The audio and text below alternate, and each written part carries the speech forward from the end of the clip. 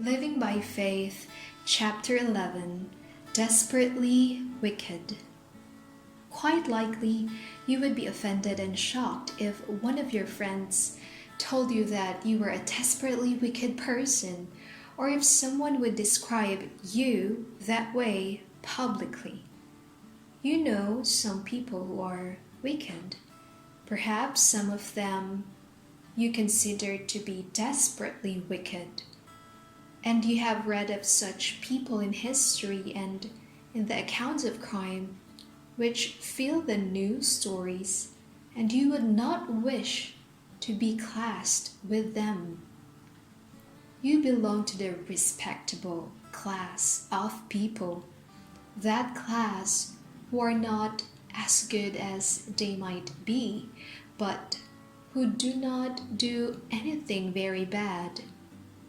It would certainly be a gross libel to point you out as desperately wicked. Would it? Let's consider this matter a little. The Lord has said something on the point, and He does not libel people but tells everyone the exact truth. Jeremiah says, "The heart is deceitful above all things and desperately wicked." Jeremiah 17, verse 9. Whose heart is it? There are no particular people specified in the statement. Its application is general. It means your heart and mine. Neither does it say your heart may become deceitful and desperately wicked, but it is what that way already. There is no getting around it. The Lord says, "Your heart is deceitful above all things and desperately wicked." No matter about your respectability and standing in society, if the human heart rules within you, then you are desperately wicked. And it is only because your heart is so deceitful that you do not realize the fact. Yes, there is murder there. There is adultery. There is theft and blasphemy. There is that dreadful crime which shocked you when you read it and for which a man was executed.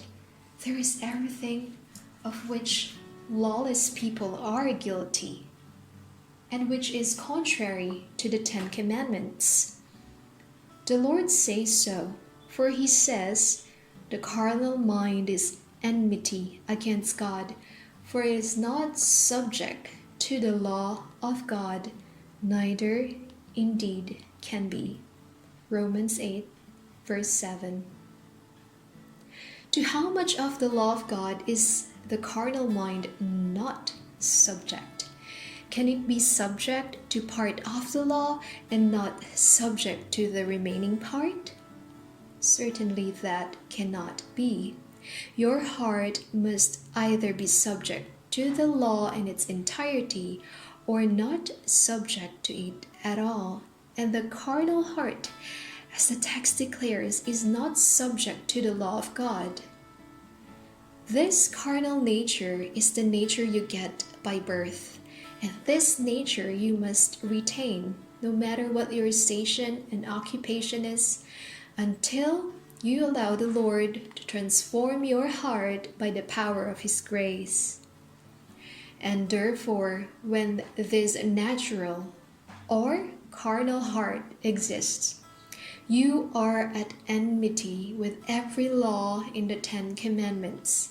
You are not only at enmity with the command which says, "Thou shalt not covet," as very respectable people can be, but you are also not in harmony with the commands which say, "Thou shalt not kill," and "Thou shalt not commit adultery." You may not feel that enmity stirring you up to commit some shocking deed, but nevertheless, it is there. Even if you think you are a good person, do you know that that's in your heart? How often do circumstances reveal evils that you didn't dream of? Let your nature become suddenly ruffled, and words and deeds spring forth, which cause you surprise and shame. People don't start out in life to become murderers or adulterers or burglars. Such ones would be horrified if you told them at the beginning what the developments of later years would bring. Their nature was the same as yours. The evil deeds were there. There is no use denying what the Lord tells you. If mere respectability could decide a question, the devil would have the advantage over you, for he is transformed into an angel of light. 2 Corinthians 11 verse 14. And you don't have that power. You can't compete with the devil in good appearance. The Lord sees you just as you are, and the sooner you see yourself as he sees you, the better.